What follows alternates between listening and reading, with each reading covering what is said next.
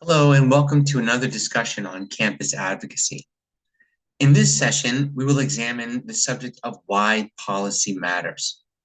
The simple answer is because the advocate is subject to university authority. In other words, no matter where the advocate goes on campus or what the advocate does, he will always be subject to university authority. Therefore, it becomes imperative to learn the institutional's policy.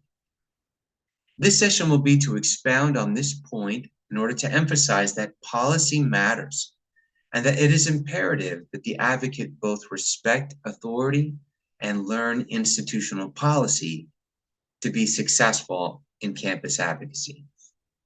So let us begin. Now, what do we mean by the word policy? The GNU version of the Collaborative International Dictionary of English defines policy as, quote, the method by which an institution is administered. Method is a good synonym for policy. In other words, the method of approach to free expression, or the method of approach to motorized vehicles on campus. Policy is the established rule, method, or practice that achieve the institution's goals. And this is what we mean by the word policy.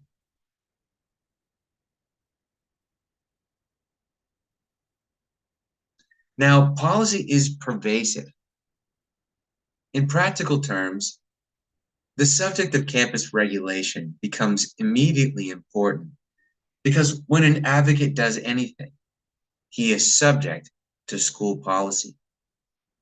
For example, when he walks to class, when he distributes literature, when he speaks in a student government forum, he is subject to school policy. No matter where the advocate is on school grounds, school policy always governs his behavior. Therefore, given policy's pervasive influence, it is imperative to learn institutional policy.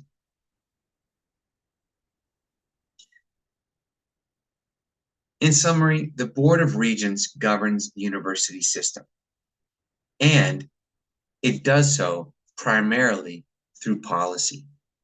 So, in other words, while the board may make decisions on the basis of a direct vote, such as a direct vote on what the university's system's financial budget should be for that fiscal year, or on whether or not to establish a school holiday, or to ratify or approve the school calendar.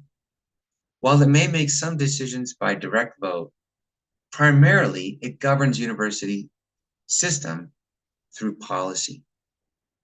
And since campus policy's influence is pervasive and that the advocate is subject to university authority, in conclusion, every advocate therefore must learn institutional policy.